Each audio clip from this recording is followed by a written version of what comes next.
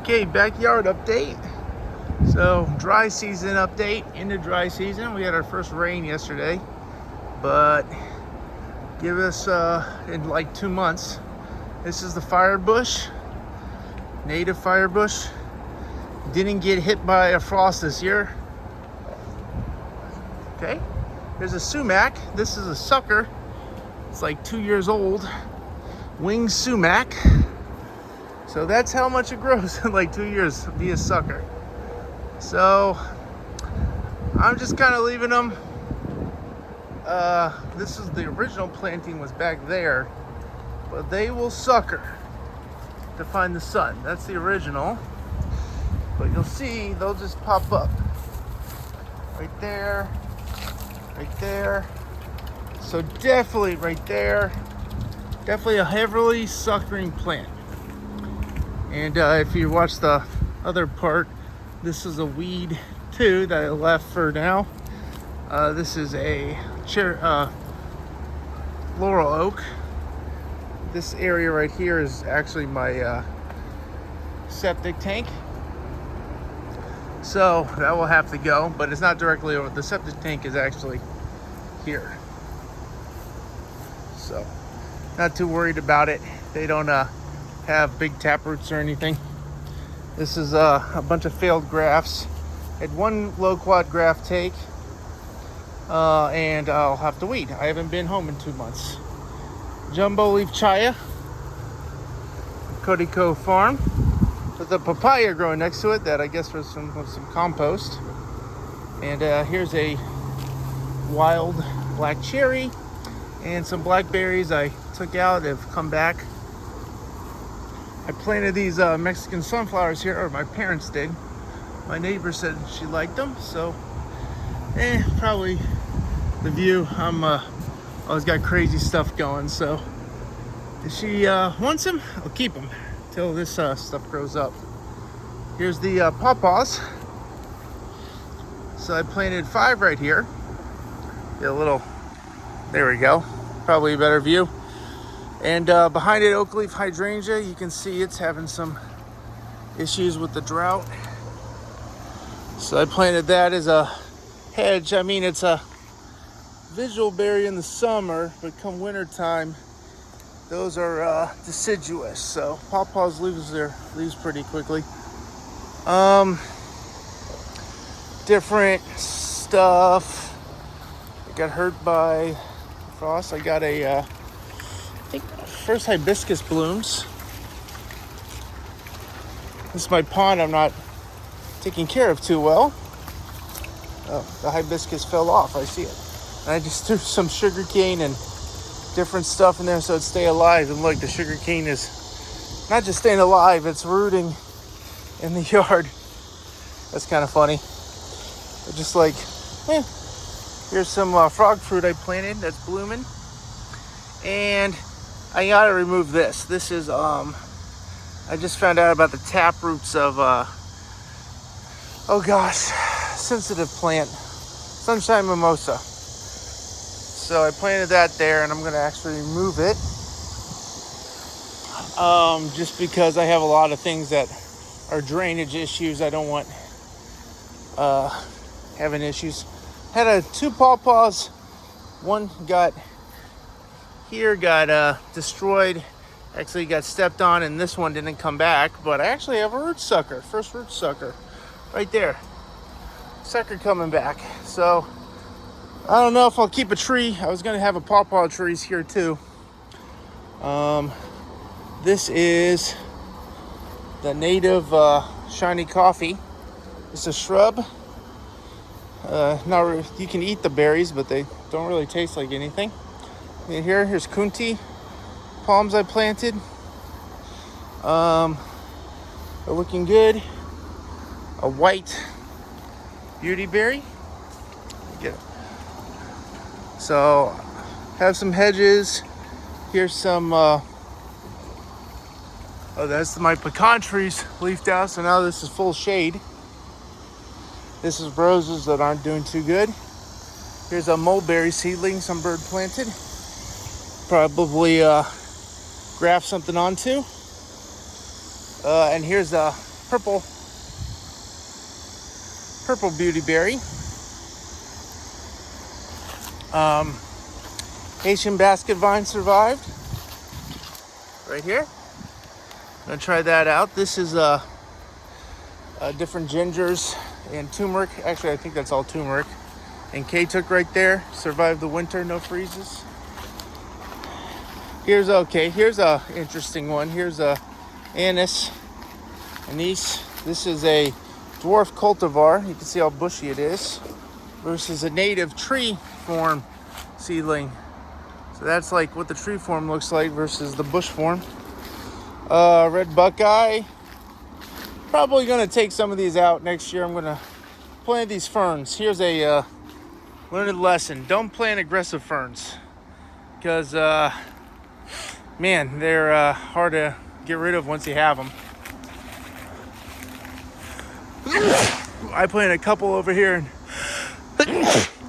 totally took over. As you can see over there, my neighbor's property have edelberry blooming right now. Here's my banana. Oh man, look at that Mexican sunflower flowering in June, which is very odd. Normally it's flowers in the fall time. So it's just an interesting one. This is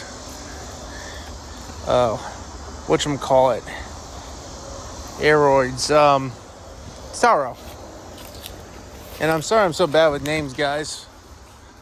Taro that I gotta cut back because I'm gonna mow that area so I have a walking path.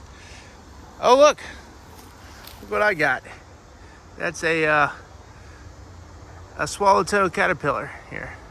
I'm gonna bug him a little bit so you can see his hey, he doesn't care at all. Normally when you do that, they send their hooks up. This is a graft I did. Unfortunately, it's not looking too good because it's got some sort of I forget what that's called, but leaf miner or something.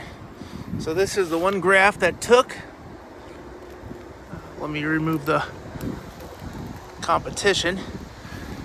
That's a one of the ones from Brightleaf. That's a greening resistant. So this was a navel orange. It's the original navel orange that has never done much. This is the rootstock, probably trifoliate orange.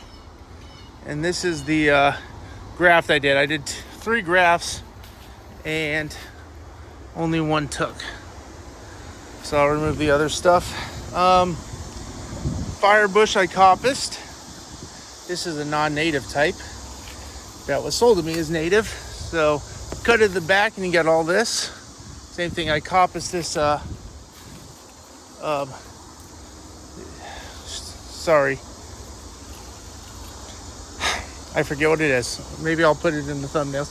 Coppiced that, and it's these are just from Mexican sunflowers. If you lay them down, they'll grow. So I need to remove those. Gosh. Simpson stopper, looking good. Rusty Linolia. See, if you coppice them, just lay them down, they'll actually reroot. Ooh, nice, the shade.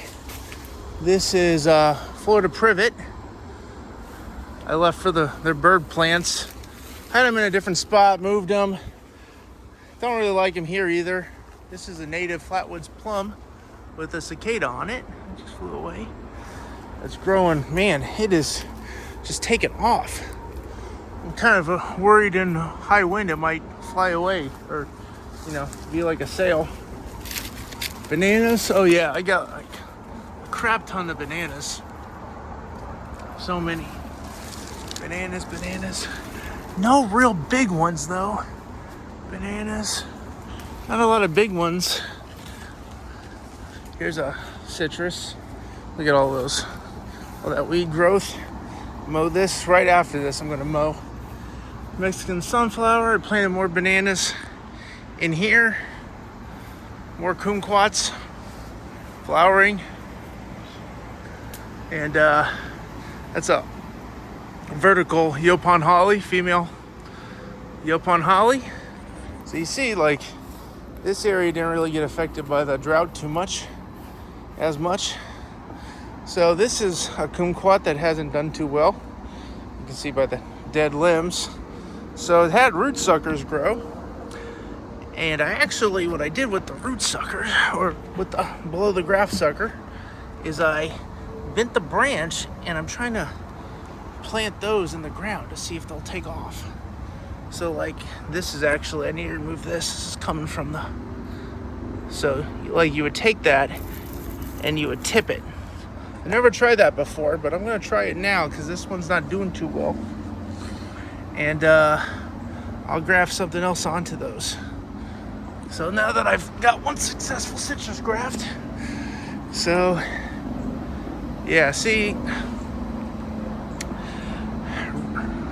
right plant, right place, but I'm not too big of a fan of it. It just doesn't do much. It'd be a good screening hedge.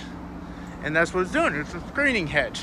And I had it planted there, and I knew it had these small leaves, so I thought it might, fall in my neighbor's pool. So I moved them over to make kind of a bird sanctuary. So I had the Simpson stopper, privet, flatwoods plum. So I was trying to get different things for birds, so we could bird watch out here. Maybe make some nests. This is a vitex that's leaning over a lot. I pruned it up, but the weight of the flowers brought it down. So I'm gonna give it another pruning right now. I just want to show you a video before I prune it. Look at the grass. We haven't had rain, we had our first rain in like 2 months, and man, it looks great. So in the shade, totally different than the sunny stuff in the front. I mean, you can't even tell. If you told me it didn't rain in 2 months, I wouldn't believe you.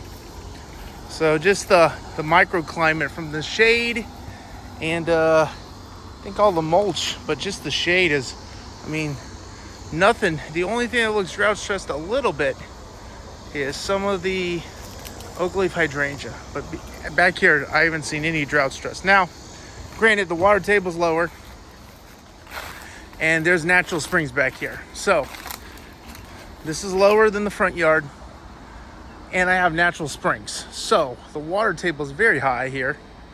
And I'm sure these trees are, they're taking water from the ground, but since there's so much supply, they're not really stealing from anything else. I think they're just taking the spring water, and then that evaporation is getting water to the other plants. So I kind of think that's what's happening here, is they are kind of working together. Versus if I was in an upland, not higher water table, these would just steal from the grass and the other plants. That's just my opinion. So I don't know anything for a fact. I learn something new every day. Like, for example, when I planted this sensitive plant, sunshine mimosa, I literally found out the next week that they're not good to plant near your drain field because of the long taproot. So it's like, okay, learn something new as soon as you do something. So okay, I'm gonna mow and take care of this stuff. I like doing the updates before I mow, before I do any work, so I have an idea of what it looked like. So two months with like 2 days of rain total, a few inches of rain, and this is what the backyard looks like. Look how different it is from the front yard, which is a desert scape. This is definitely lush rainforest. So okay.